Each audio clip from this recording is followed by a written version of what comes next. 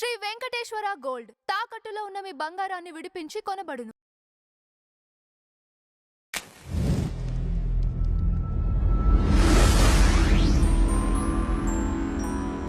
Sir నమస్కారం.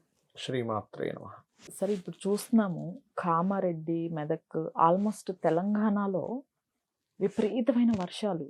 అసలు ఎప్పుడూ లేనటువంటి విధంగా అసలు ఆ వరద కానివ్వండి, ఇవన్నీ ఇంతకు ముందు వీడియోస్లో కూడా మీరు చెప్పినట్లు ఈ వరద ప్రభావం ఇవన్నీ ఎక్కువ ఉంటుంది. ఈసారి ఈ సంవత్సరం చూస్తాము పెద్ద పెద్దవి మనం అని కూడా మీరు అన్నారు. 4-5 months బ్యాక్ అనుకున్నాము.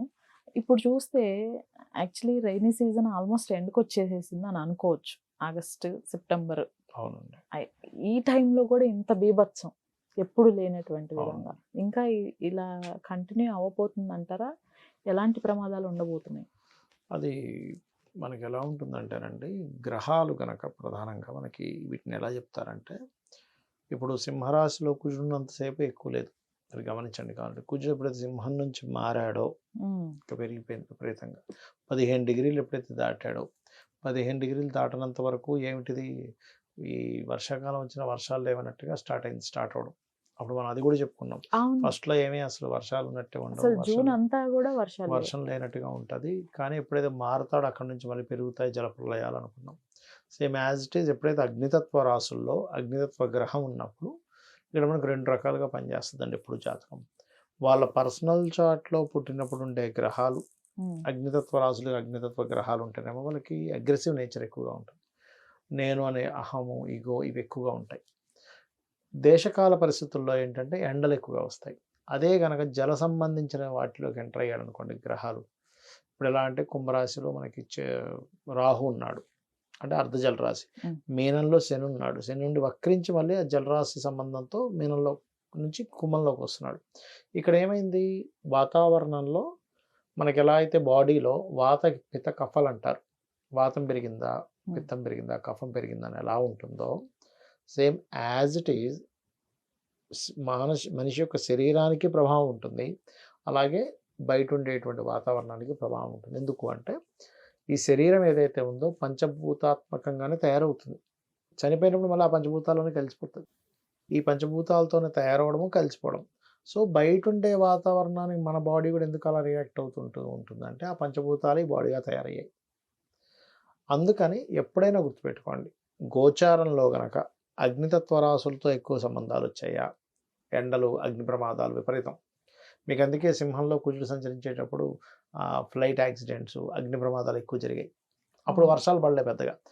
ఎప్పుడైతే కుజుడు అగ్నితత్వ రాశి నుంచి 15 డిగ్రీలు దాటిపోతూ వస్తూ ఉన్నాడో కన్యలోకి, అక్కడ ఇంకా విపరీతమైనటువంటి వర్షాలు పడడం. ఎందుకు అగ్ని పోయింది, ఇంకా అక్కడ జలం ప్రారంభమవుతుంది. సో భూకంపాలు రావడం, ఎందుకంటే భూతత్వ రాశుల్లోకి రావడం. కాబట్టి దీన్ని ముండే ఆస్ట్రాలజీ అంటారు, అంటే మైథుని జ్యోతిష్యము. ఇది 2 రకాలుగా ఉంటుందండి. ఒకటి జన్మజాతక జ్యోతిష్యము, మైథుని జ్యోతిష్యము. దేశకాల పరిస్థితులు ఎలా ఉంటాయని చెప్పేది. ఈ మైథుని జ్యోతిష్యంలో రాజకీయ నాయకులు ఏంటి, ఇప్పుడు మనకి సింహరాశిలో కేతు ఉన్నందుకు ఖచ్చితంగా ఏదైనా ఒక రాజకీయ నాయకుడికి ప్రమాదము, అంటే వాళ్ళకి ప్రాణానికి ప్రమాదం కావచ్చు, హెల్త్ రిలేటెడ్ సంబంధించినవి కావచ్చు. ఇవన్నీ ఒక 4-5 నెలల నుంచి 3 నెలల నుంచి స్టార్ట్ అయ్యాయి. అందుకే మీరు గమనించినట్లయితే ఖచ్చితంగా ప్రతి దేశంలో ఉండేటువంటి గొప్ప నాయకుడి విషయంలో కొంతమంది కనీసం 4-5కైనా ప్రమాదం ఉంది ఇక్కడ ఒక్కొక్క దేశంలో.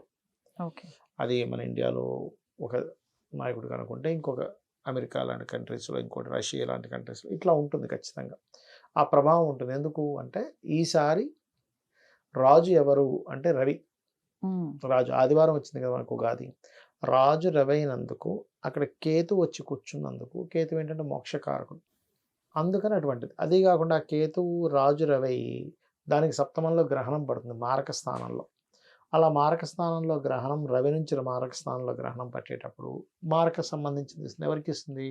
రాజకీయాల్లో ఉండే వాళ్ళకి, ప్రెసిడెంట్లకి, లేకపోతే ఒక మంచి లీడర్కి, ఇట్లాంటి వాళ్ళకి ఇస్తుంది. కాబట్టి వీళ్ళందరూ కొంత జాగ్రత్తగా ఉండాలి. అంటే వీళ్ళ ఆరోగ్య విషయాల్లో జాగ్రత్తగా ఉండాలి. ఇవన్నీ ఎందుకు చెప్తారంటే ఇదేదో వాళ్ళకి అలా అయిపోతుంది, వీళ్ళకి ఎలా అయిపోతుంది అనేటువంటి ఏదో పిచ్చి పిచ్చి మాటలు మాట్లాడడానికి కాదు. ఇది ఇలా ఉంది కాబట్టి ఇప్పుడంటే మనకి చాలా మార్పులు వచ్చేసాయి. కానీ ఒకప్పుడు రాజపురోహితులను ఉండేవారు. అంటే రాజుకి ముందు నడుస్తూ వాళ్ళు కొన్ని మనకి మహాభారతంలో ఉంటుంది, వాళ్ళు కొన్ని చెప్తూ ఉండేవారు, ఈ జాగ్రత్తలు తీసుకోవాలి, ఇలా మంత్రం చదువుతూ ఉండేవారు. అలాంటిది ఎప్పుడైతే వీళ్ళు రాజపురోహితులు ఉంటారో వీళ్ళు చెప్పేవారు అనమాట, రాజా ఇలా ఉన్నాయి గ్రహాలు, ఇది పరిస్థితి, కాబట్టి రాజుకి ఇక్కడ ఉప్పెన రాబోతుంది, అంటే ఇబ్బంది రాబోతుంది, లేకపోతే ఇలాంటి విపత్తులు రాబోతున్నాయి, ఇలా ధాన్యానికి ఇబ్బంది ఉంది, ఈసారి ధాన్యాధిపతి వీళ్ళు అయ్యారు, ఓకే. సస్యాధిపతి వీళ్ళు అయ్యారు, అర్ఘ్యాధిపతి వీళ్ళు అయ్యారు, కాబట్టి ఇలా ఉంటుంది, కాబట్టి మనం ఇది సేవ్ చేసుకోవాలి, ఈ ధాన్యాలు జాగ్రత్త పెట్టుకోవాలి, ఈ వాటర్ రిసోర్సెస్ జాగ్రత్తగా పెట్టుకోవాలి అని చెప్పినప్పుడు ఆ రాజులు ఏం చేసేవారంటే వాటిని స్టోర్ చేసి పెట్టుకునేవారు. ఇప్పుడు వరదలు వస్తున్నాయని ముందే తెలిసింది, ఓకే ఆ వరదలు వస్తాయి కాబట్టి మనం ఏం చేయాలి ప్రజలకి, అందుకోసం ఈ ముండేన్ ఆస్ట్రాలజీ అనేటువంటిది. వర్షం పడకపోతే వర్షం పడించడానికి యజ్ఞాలు ఉండేవి, అవును. కప్పలకి 2 కప్పల్ని కట్టేసి యాగం చేసి కప్పల్ని ఇలా తీస్తే వర్షం పడుతుంది. అలా ఏంటంటే మనకు ఆ సిస్టమ్ అనేది ఉండదు. ఇంకా మీరు హిట్లర్ అనుకుంటే ఒక బుక్లో రాస్తాడు, ఇండియా మీదకి ఏదో దాడి మీదకి వెళ్ళినప్పుడు వాళ్ళ ఆయుధాలు ఏం పట్టుకోలేదు, కానీ కొంతమంది కూర్చొని మంత్రాలు కొన్ని వెల్లివేస్తుంటే ఆకాశంలో నుంచి కొన్ని మెరుపులు లాంటివి వచ్చి ఆ సైనికుల మీద పడ్డాయి. ఇప్పుడు శస్త్రాలు అనేది అంతే కదండి. ఇప్పుడు రాముడు కానీ వీళ్ళందరూ కూడా వాళ్ళ గురువుల దగ్గర మహాభారతంలో కానీ రామాయణంలో కానీ శస్త్రాలు తీసుకుంటారు, అస్త్రాలు. అస్త్రాలన్నీ కూడా మంత్ర సంబంధించిన అస్త్రాలే. మీకు ఆ తూరినంలోంచి ఎన్ని బాణాలు తీసినా వస్తుండేవి, మరి అయిపోయేవి కాదు. మంత్రం చదివితే ఆ అస్త్రం అలా పనిచేసేది. అట్లా ఏంటంటే మనకు బోల్డ్ అంత సంపద ఉండేది. ఈ జ్యోతిషాస్త్రం కానీ ఇవన్నీ కూడా ఏంటంటే ముందుగానే తెలుసుకొని ఎటువంటి జాగ్రత్త పడాలి అనేటువంటిది ఉండేది. సో వాటి పరంగానే ఆ గ్రహగతుల పరంగానే ఇవన్నీ జరుగుతూ ఉంటాయి. కాకపోతే ఏంటంటే ఈ రైతులు కానీ వీళ్ళందరూ కొంత జాగ్రత్త వహించాలి వరదల వల్ల. Right sir, thank you. శ్రీమాత్రే నమః.